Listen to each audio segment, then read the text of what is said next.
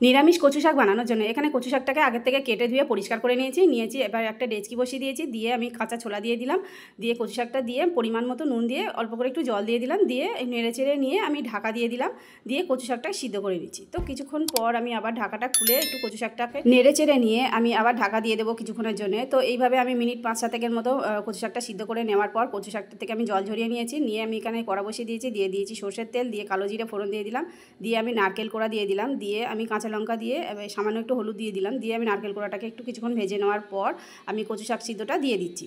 তো দিয়ে এবার আমি এর মধ্যে দিয়ে দিলাম অল্প করে একটু সামান্য নুন দিয়ে দেবো, নুনটা যেহেতু আমার আগের থেকে দেওয়া ছিল তো বুঝে দিতে হবে। এবার আমি দিয়ে দিচ্ছি চিনি, বন্ধুরা চিনিটা একটু বেশি লাগবে, মিষ্টি মিষ্টি হলে খেতে ভালো লাগবে। এখানে চিনিটা দেওয়ার পর কচু শাকটাকে আমি অনবরত নাড়তে থাকবো, নাড়তে নাড়তে যখন তেল ছেড়ে যাবে তখন আমার কচু শাকটা ভাজা হয়ে যাবে। তো বন্ধুরা এখানে আমার তেল ছেড়ে গেছে, কচু শাকটা ভাজা হয়ে গেছে। তো নামানোর আগে আমি একটু নারকেল কোড়া ছড়িয়ে দিচ্ছি। তো এখানে আমার নিরামিষ কচু শাক রেডি।